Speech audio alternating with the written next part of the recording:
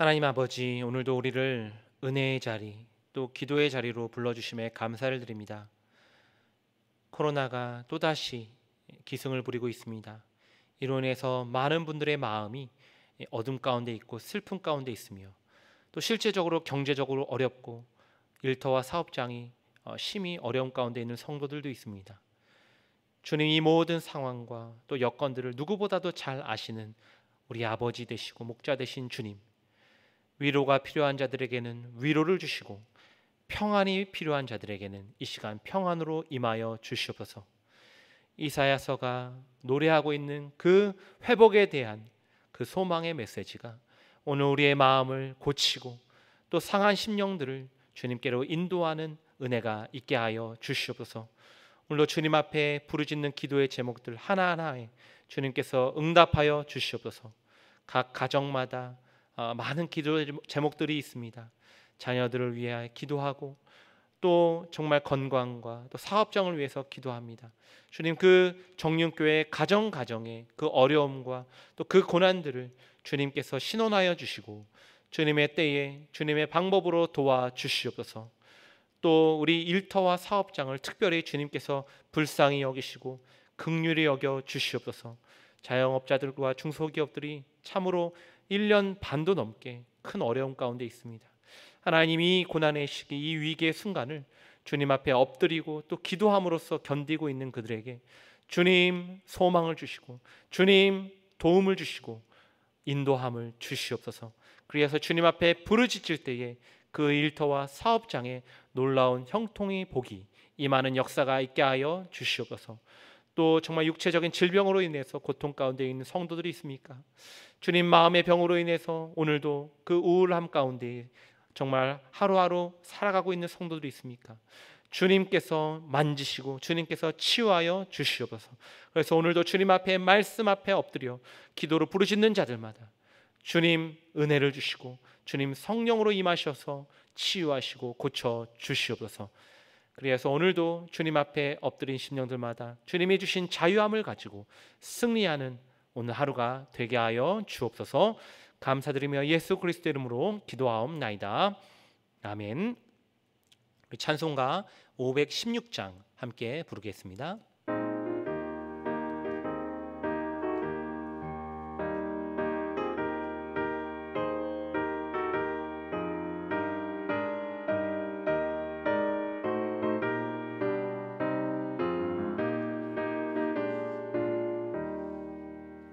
옳은 길 따르라 의의 길을 세계 만민을 찾는 길 이 길 따라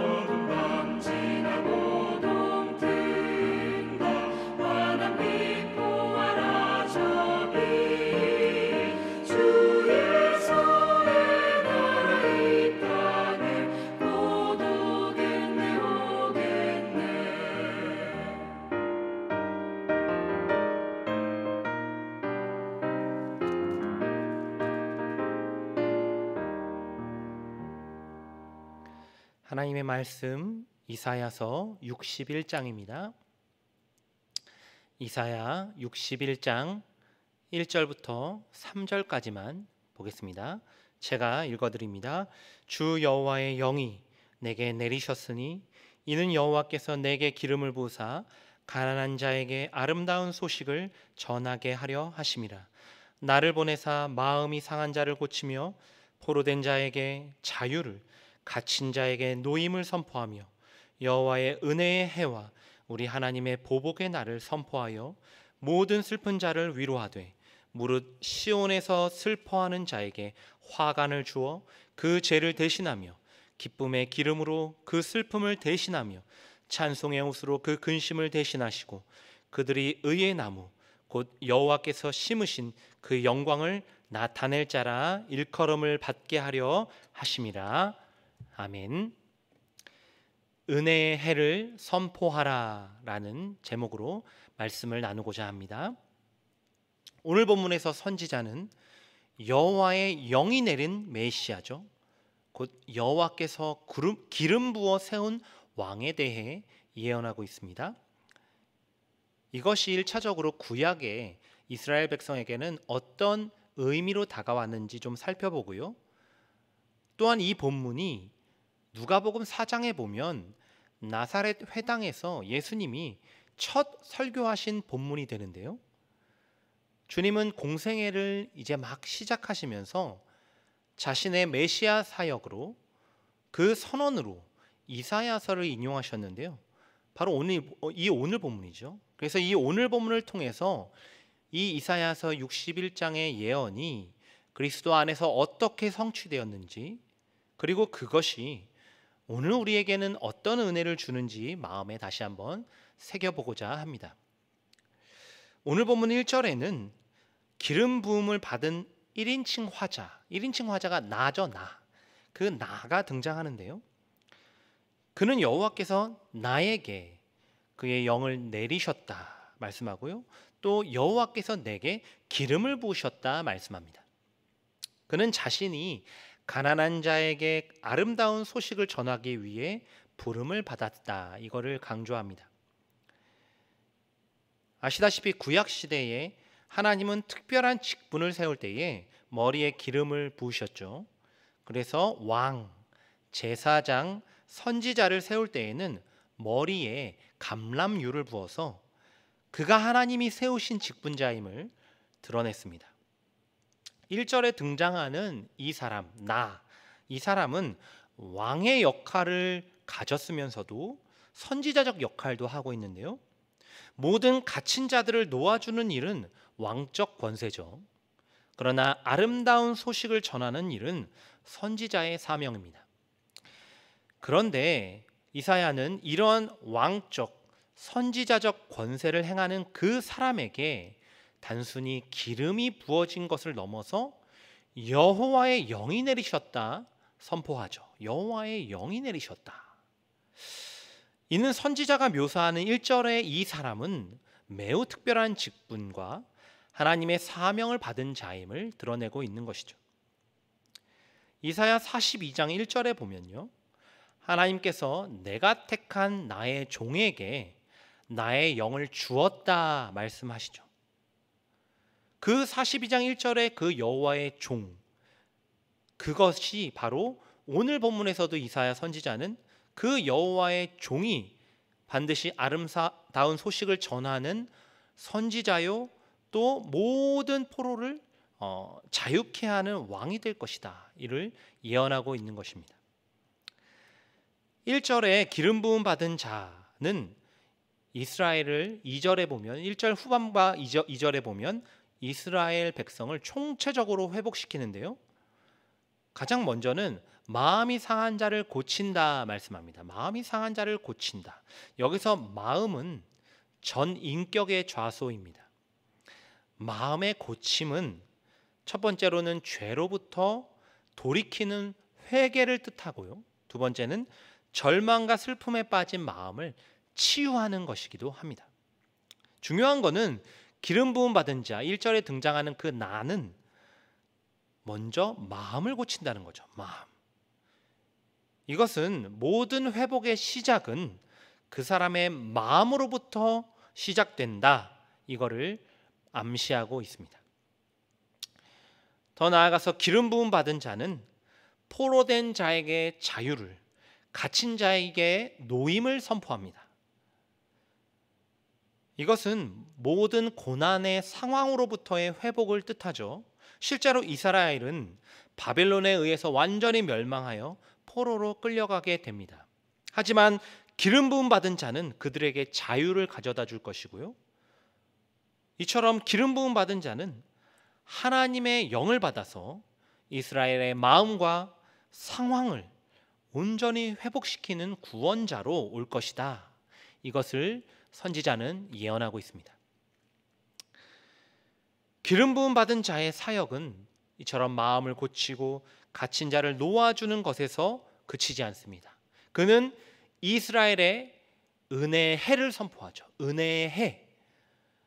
여기서 은혜의 해는 50년에 한 번 돌아오는 희년을 뜻하죠. 실제로 구약에서는 50년에 한 번 희년이라는 제도가 있었잖아요.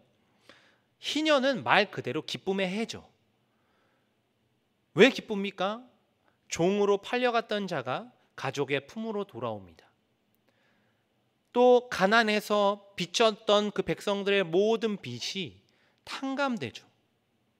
그러니까 희년은 본래 가지고 있던 자신의 신분을 회복하고 또 소유를 땅이죠. 이 소유를 회복하는 해이죠. 하나님은 기름 부음 받은 자를 통해서 이스라엘의 슬픔의 죄를 거두시고 기쁨의 화관을 씌우겠다고 3절에 말씀하십니다. 또 근심을 거두시고 찬송의 옷으로 입히시겠다 약속하시죠. 더 나아가서 그들이 의의 나무, 여호와께서 심으신 의의 나무죠. 이 영광스러운 백성으로 회복시키겠다 말씀하고 계십니다. 이스라엘은 바벨론 포로라는 가장 절망스러운 시기를 지나게 될 것입니다. 하지만 하나님은 반드시 그 슬픔을 기쁨으로 바꾸실 것이죠. 근심을 거두어 찬송하는 백성으로 회복시키실 것인데요. 이것은 더 나아가 하나님이 심으신 의의 나무죠. 곧 하나님의 택한 백성이라는 자격을 회복하게 될 것입니다. 이스라엘은 영광스러운 여호와의 백성으로 회복돼 하나님의 영광을 드러내게 될 것입니다. 이처럼 구약에서 이사야 61장의 이 예언은요, 영적인 의미라기보다는요, 실제적인 의미죠. 이스라엘 대부분의 백성들은 정말 가난했고요, 심지어 바벨론 포로로 잡혀갔습니다. 이런 상황 자체가 그들의 마음을 상하게 했고 깊은 슬픔과 근심 가운데 있게 했습니다. 그런데 그들에게 희년의 선포는 곧 바벨론 포로로부터의 해방임과 동시에 경제적으로도 실제적인 참으로 기쁜 소식이었습니다. 그런데 이러한 구약의 예언이 예수님의 오심과 그 주님의 사역으로 말미암아 모든 인간에게, 모든 인류에게 주어지는 영적인 의미로 확대가 되었는데요. 예수님은 공생애를 시작하시기 전에 세례 요한에게 세례를 받으십니다. 그 세례를 받으시는 그때에 그 자리에 하나님의 음성이 들려오죠. 너는 내 사랑하는 아들이라. 그리고 성령이 비둘기처럼 임하십니다.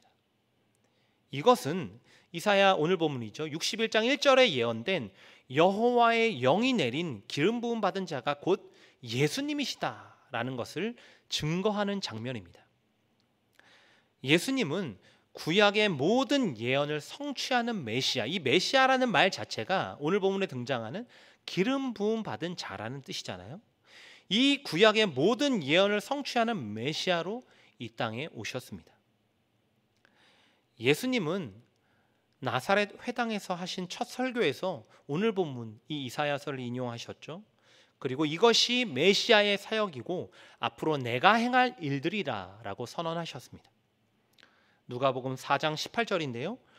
포로된 자에게 자유를, 눈먼 자에게 다시 보게 함을 전파하며 눌린 자를 자유롭게 하고.